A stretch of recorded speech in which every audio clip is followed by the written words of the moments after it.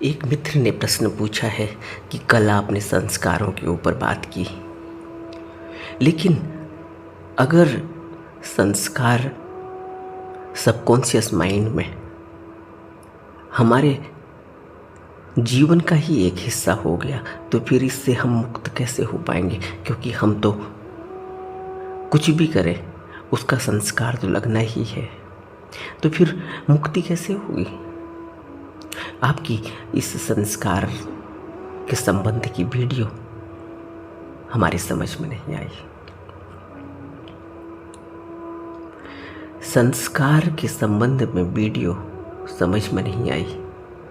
सबसे पहले तो यह समझना होगा कि यह बात सच है जो आपने कही कि संस्कार तो फिर हम अगर जीवन में हैं, अगर हम जिंदे हैं तो फिर संस्कार तो लगने ही हैं, क्योंकि हम किसी न किसी माहौल में पैदा होंगे। हम कुछ न कुछ तो करेंगे ही, कुछ न कुछ तो देखेंगे ही। यही तो बुद्ध ने शुरुआत की कि शुरुआत होती है अविद्या से। अविद्या से संस्कार पैदा होता है और संस्कार से फिर बाकी की कड़ियां जुड़ती रहती हैं। लेकिन अविद्या से संस्कार कैसे पैदा होता है?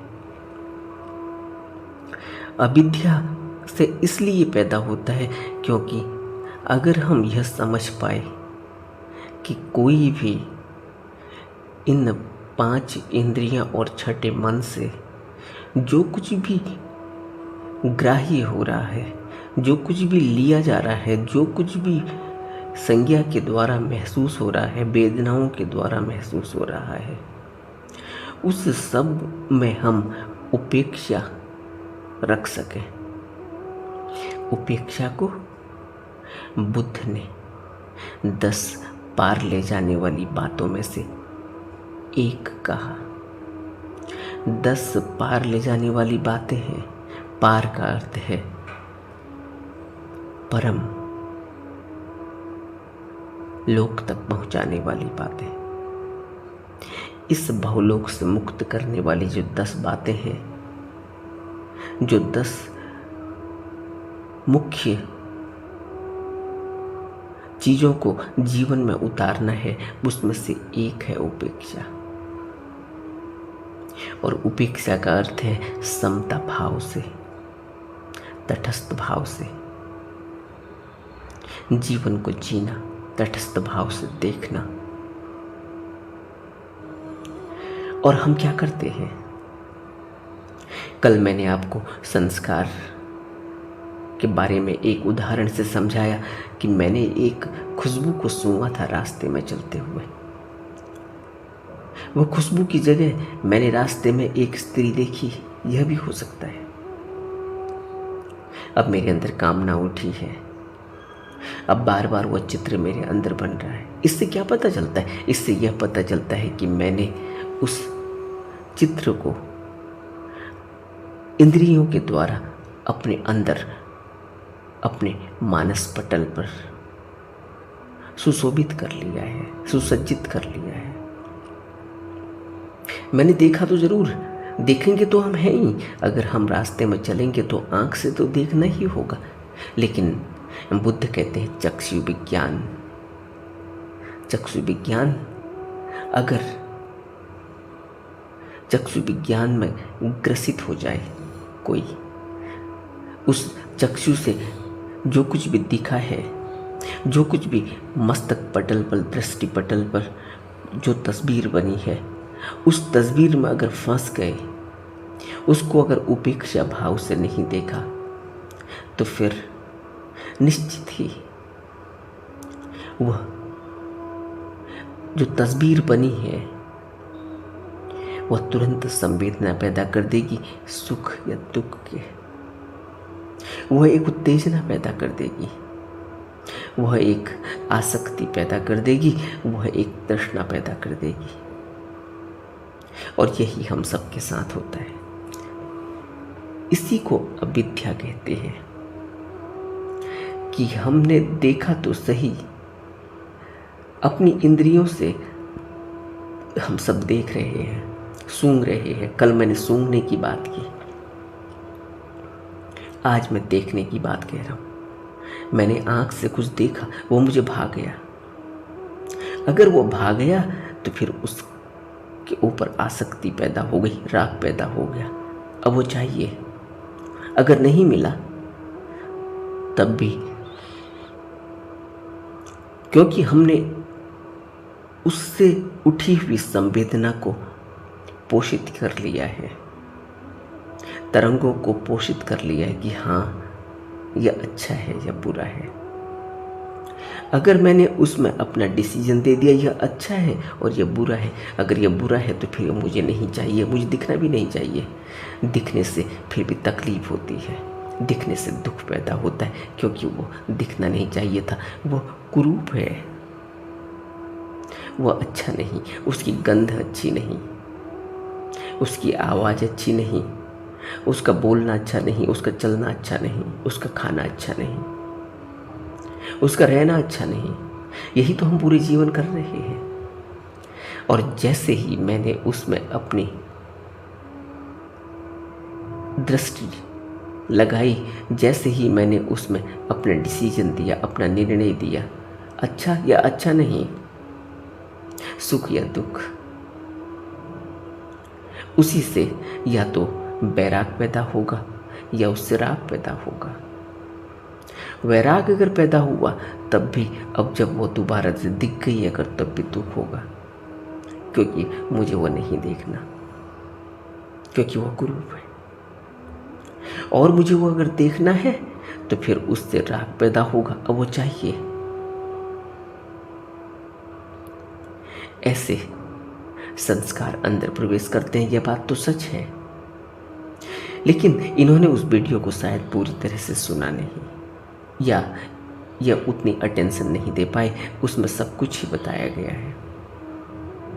संस्कार लगता तो है, लेकिन अगर उस संस्कार को मैंने अच्छे बुरे और सुख दुख से देखा तो फिर मैं उसमें या तो रागी हो जाऊंगा या बैरागी हो जाऊंगा, या आसक्त हो जाऊंगा या विमुक्त हो जाऊंगा। और सुख या दुख किसी भी प्रकार का उसमें अपनी तरफ से डाल देना, वही सुख और दुख का कारण बन जाता है, और वही सारी आसक्ति की जड़ है, वह फंसावट है। वहाँ से फिर निकलना मुश्किल हो जाएगा, चाहे सुख हो, चाहे दुख हो, चाहे अच्छा हो, चाहे बुरा, चाहे राग हो, चाहे बैराग। इसलिए बुद्ध ने कहा कि उपेक्षा होनी चाहिए। उपेक्षा का अर्थ है कि मैं तटस्थ हूँ। मैंने देखा जरूर, एक गुलाब का फूल खिला है, मैंने देखा, लेकिन उसको देखने के बाद मेरे अंदर जो भी भाव पैदा हुए हैं, मैंने उनको भी देखा, सिर्फ देखा। एक भाव उठा कि इसको तोड़ लिया जाए, इसकी खुशबू सूंघ ली जाए। एक भाव उठा कि इसको तोड़ लिया जाए, इसको भगवान के चरणों में चढ़ाएंगे। एक भाव उठा कि इसको तोड़ लिया जाए, इसको घर में अपने टेबल पर रखेंगे, इसकी खुशबू घर में आती रहेगी। एक भाव उठा कि इसको तोड़ लिया जाए, इसको अपने चाहने वाले को, अपने पसंदीदा व्यक्ति को दिया जाएगा, उसको अच्छा लगेगा, उसके बालों में ये फूल बहुत सजेगा। इस तरह से न जाने कितने विचार उठ सकते हैं एक फूल को देखकर। लेकिन अगर मैं इनको देखता ही रहा, अपनी आसक्ति को देखता रहा, अपने राग को देखता रहा, अपने वैराग को देखता रहा, तटस्थ भाव से, उपेक्षा से, अगर मैं वहीं खड़ा रहा, तो फिर मैं कोई भी डिसीजन नहीं लूँगा। मैंने उपेक्षा भाव से देखा, यह भी है, यह भी है, यह भी है, लेकिन मैं उनको देखता ही रहा और देखते ही रहने से वो सभी विचारों से मैं मुक्त हो गया।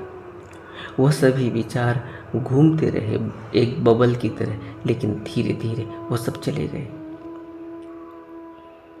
और मैं वहीं खड़ा हूं, उपेक्षा से, तटस्थता से।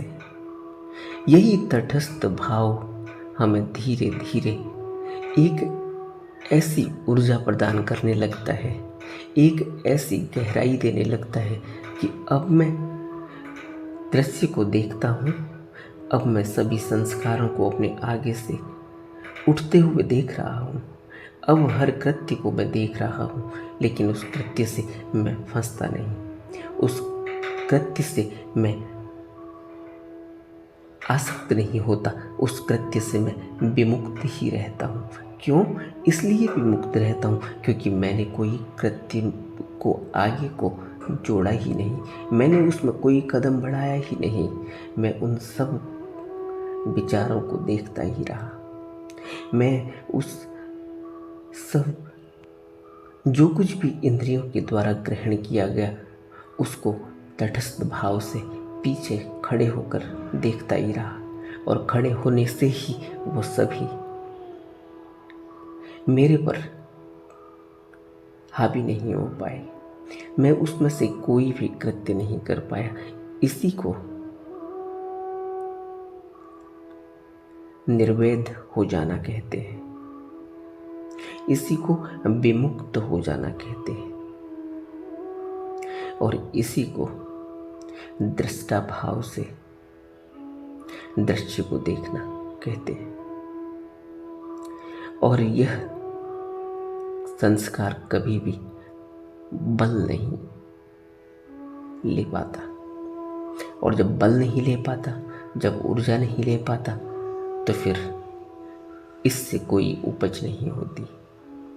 वो है सबकॉन्शियस में, वो है। यह तो मुझे पता है कि मैं यहाँ से गुजरा था तो मैंने फूल देखा था, यह मुझे पता है कि मैं यहाँ से गुजरा था तो यहाँ पर इस तरह का दृश्य मैंने देखा था, लेकिन मैंने उसको कभी सपोर्ट नहीं किया और मैंने उसको कभी नकारा भी नहीं। वो है, जैसा है वैसा ही है,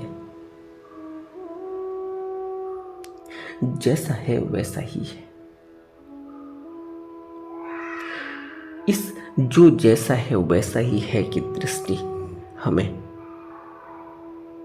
एक ऐसी अवस्था में ले जाती है जहां निर्वैध प्राप्त हो जाता है, जहां हम निर्विकल्प समाधि में उतरते हैं, जहां हमारे जीवन में एक संतुलन बना रहता है, जहां हमारी डोर हमारे ही हाथ में होती है। इसीलिए तो विपश्यना आरोग्य वर्धिनी संजीवनी औषधि कहा। विपश्यना आरोग्य वर्धिनी है इसलिए क्योंकि इससे कोई रोग नहीं, इसीलिए क्योंकि यह संजीवनी औषधि इसीलिए है क्योंकि इससे सभी रोग दूर हो जाते हैं, चाहे वो शारीरिक हो चाहे वो मानसिक हो, और मानसिक ही ज़्यादा है, मानसिक शरीर पर असर पड़ता है। और जैसे जैसे मन निर्मल होगा, अपनी शुद्ध अवस्था में ही होगा, तो वह सद्गुणों से ही भर जाएगा। फिर वह किसी भी प्रकार के संस्कार को अपनी तरफ से कोई बल, कोई ऊर्जा देता ही नहीं। वो फिर अपनी तरफ से किसी भी प्रकार की पहल करता ही नहीं। दिखता तो उसको सब कुछ है, लेकिन वो वैसा ही है, इसलिए उसमें अब कुछ जोड़ने की आवश्यकता नहीं। फूल खिला वो वैसा ही है। यह मेरा मन क्यों कह रहा है कि इसको भगवान के चरणों में अर्पित कर दूं, लेकिन मेरा तर्क अगर न हो, अगर मेरे अंदर बुद्धि न खुली हो, विवेक न खुला हो, तो मन कहेगा कि तुरंत तुम फायदा उठाओ, फूल मिला है, इसको भगवान के चरणों में अर्पित करो उससे कुछ तुम्हारा फ़ायदा होगा। फ़ायदा ये होगा कि तुम भगवान से जो भी मांगोगे तुम्हारी प्रार्थना स्वीकार की जाएगी। तुमने पूजा की है, इस पूजा में तुम इस फूल को रखो। लेकिन जो तर्कयुक्त तरीके से अपने जीवन को जीता है, जो बुद्धि और विवेक से काम लेता है, वो व्यक्ति उस फूल को तोड़ेगा नहीं। वो कहेगा ये फूल तो यहाँ सुशोभित है, इसको तोड़ने का अर्थ ही यही है कि इसका मुरझा जाना। इसका जितना भी जीवन है वह जीवन अगर यह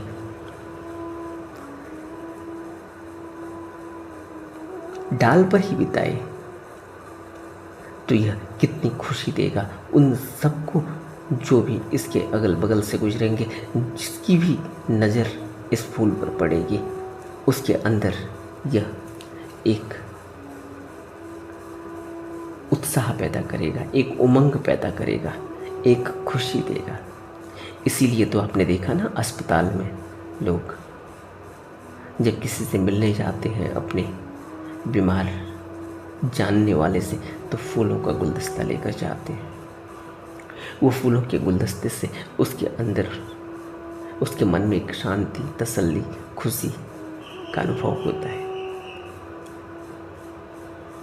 उसका चित्त बदलता है, उसमें उमंग आती है, उत्साह आता है। हंसते हुए फूल, खिले हुए फूल अच्छे लगते हैं और थोड़ी देर में उसके अंदर जो बीमारी से एक रोष पैदा हुआ है, बीमारी से जो एक दुख पैदा हुआ है, उस दुख के बादल छंटते हैं। वह रोष कम होता है, वह ग्लानि कम होती है, वह चिड़चिड़ापन, वह झल्लाहट कम होती है। क्योंकि फूल शांति देते हैं, मन को शांति देते हैं, उमंग से भर देते हैं। यही कारण है विद्या और अविद्या। इसीलिए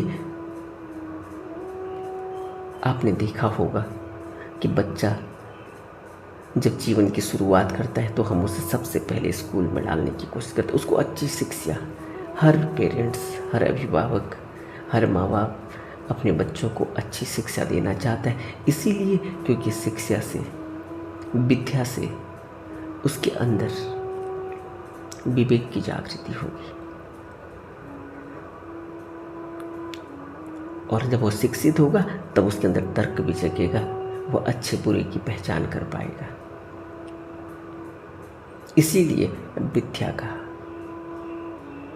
और बुद्ध अविद्या कहते हैं, क्योंकि अविद्या का अर्थ ही यही है कि मैं अगर अज्ञान में हूँ, अगर मेरे अंदर ज्ञान नहीं है, अगर मेरे अंदर अभी देखने और समझने की ताकत विकसित नहीं हुई, तो फिर मैं जो कृत्य करूँगा वो कर्म का रूप ले लेगा।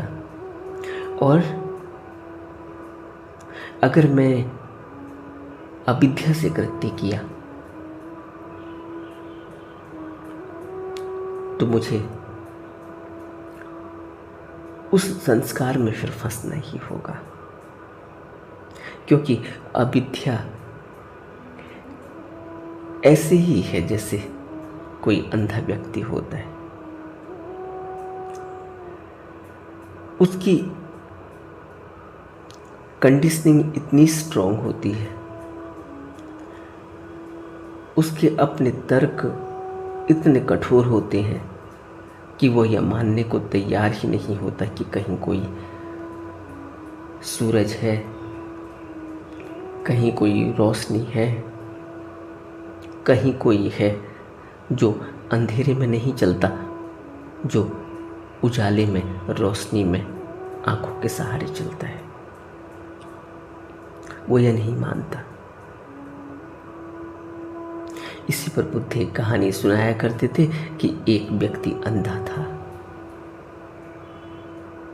और वो यह मानने को तैयार ही नहीं था कि कोई सूरज है, कोई सूरज की रोशनी है, कोई दिन और रात जैसी कोई चीज़ होती है। जब लोग उससे ऐसा कहते तो वो उन पर हंसता था, कहता ये सब मुझे बेवकूफ़ बनाने की कोशिश कर रहे हैं, जबकि ऐसा कुछ भी नहीं है, ये सब मूर्ख है। वो ऐसा कहा करता था। और एक बार एक व्यक्ति ने उसको देखा और उसको लगा कि इसको ऐसे कहने से कुछ नहीं होने वाला कि कहीं कोई रोशनी है, कहीं कोई सूरज है, कहीं कोई अपनी आंख से चलता भी है, कहीं कोई दिन और रात होते भी हैं। इससे इसका भला नहीं होगा। बेहतर यह है कि इसको किसी ऐसे डॉक्टर के पास ले जाया जाए जो इलाज करता है आंखों का। तभी उसे ख्याल आया कि उसका कोई जानने वाला हकीम है, एक अच्छा हकीम, जो उसके आंखों में दोबारा से जान डाल सकता है। वो उसको उसके पास ले गया और उस वैद्य ने, हकीम ने उसकी आंखों का इलाज कर दिया। उसको कुछ दवा दी। वो दवा खाने से उसका मोतियाबिंद छट गया और उसको उसकी आंखों में रोशनी आ गई। जब उसकी आंखों में रोशनी आ गई तब उससे यह कहने की ज़रूरत नहीं थी कि कोई दिन और रात भी होते हैं, कोई सूरज भी होता है, कोई रोशनी भी होती है, और लोग आँखों से देख कर चलते भी हैं। उनको किसी लाठी और किसी और का सहारा नहीं चाहिए। यह बात उसको अब दोहराने की ज़रूरत नहीं थी। जैसे ही उसकी आँख खुली वैसे ही वो सब कुछ देखने लगा। और यह जो सब कुछ देखने लगा और महसूस करने लगा, इसी से उसको सब चीज़ स्पष्ट हो गई कि जो लोग कहते थे पहले वो ठीक कहते थे और मैं ही गलत था। मैं अविद्या में था, अज्ञान में था। अब मुझे विद्या मिली है, अब मुझे ज्ञान मिला है। इसी तरह से मनुष्य अविद्या की वजह से वह कृत्य करता है जिसको वह सोचता है कि वह सही कर रहा है, लेकिन बाद में मालूम पड़ता है कि वह तो गलत हो गया। इसको बुद्ध अविद्या कहते थे। और ऐसा नहीं कि यह अविद्या कोई बाहरी बात से जुड़ी हुई है कि तुम बहुत बड़े क्वालिफाइड हो गए, तुमने बहुत बड़ी डिग्री ले ली तो तुम अविद्या से ग्रसित नहीं हो, तुम्हें विद्या आ गई। बुद्ध ऐसी विद्या और अविद्या नहीं कहते। बुद्ध तो कहते हैं कि जब अंदर रोशनी आएगी तब अज्ञानता का अंधेरा मिटता है और तब जो प्रकाश होता है उस प्रकाश से फिर दूरदृष्टि मिलती है। वह दूरदृष्टि जो वहाँ देखती है, जो परिणाम देखती है, जो भविष्य को देखती है। ऐसे नहीं कि मैं अभी कुछ दिनों पहले मुझे एक व्यक्ति मिलने आए। उन्होंने कहा कि मैंने बहुत मेहनत करी और मैंने सिविल सर्विसेज क्वालिफाई किया और मैं बहुत सालों से काम करता रहा, लेकिन धीरे धीरे मेरे अंदर एक ऐसा भाव पैदा हुआ कि मैं बहुत नीचे हूँ और मेरे से जूनियर बहुत आगे निकल गए। और मैंने फिर वह काम कर डाला जो मैं नहीं करना चाहता था। और जब मैंने पढ़ाई की थी तब भी मैंने प्रतिज्ञा ली थी कि मैं कुछ भी ऐसा नहीं करूँगा जिससे मेरे अंदर एक कुंठा का भाव पैदा हो, जिससे मैं भी समाज में उन लोगों के साथ गिना जाऊं जिन्होंने समाज को भ्रष्ट किया है। लेकिन धीरे धीरे मुझे खुद भी पता नहीं चला कि ये क्या हो गया, और आज मेरे पास सब कुछ है लेकिन मैं तंग हूँ। आज मेरे पास सब कुछ है और मैंने पूरे जीवन नौकरी करी, अब मैं रिटायर भी हो चुका हूँ। अब मेरे पास कोई चीज़ की कमी नहीं, लेकिन मेरा मन शांत नहीं है। मेरे मन में बहुत चंचलता है, बहुत अस्थिरता है। अब मेरे पास कुछ करने को नहीं। ऐसा नहीं है कि मेरे पास मुझे कोई ऑफर नहीं आते या मैं कुछ काम और ज़्यादा आगे नहीं कर सकता, लेकिन मुझे यह लगता है कि मैं आगे को और काम करके भी क्या करूँगा, धन ही कमाऊँगा। और धन तो मेरे पास है ही, और आगे और धन कमाऊँगा, लेकिन उस धन को कमाने से मेरे को मन की शांति तो नहीं मिलने वाली। अब मैं परेशान हूँ, मेरा कुछ समाधान करें। तो इस तरह से अविद्या मनुष्य को ग्रसित कर लेती है। विद्या पैदा होती है जब अंदर से रोशनी आती है, प्रकाश आता है, प्रज्ञा का प्रकाश। इसीलिए बुद्ध कहते थे कि जिसके अंदर प्रज्ञा जगी, वह प्रज्ञा ही उसको निर्वाण तक पहुंचाएगी। प्रज्ञा मूल है, और प्रज्ञा ऐसे ही नहीं मिलती। प्रज्ञा के लिए मेहनत करनी होती है। प्रज्ञा के लिए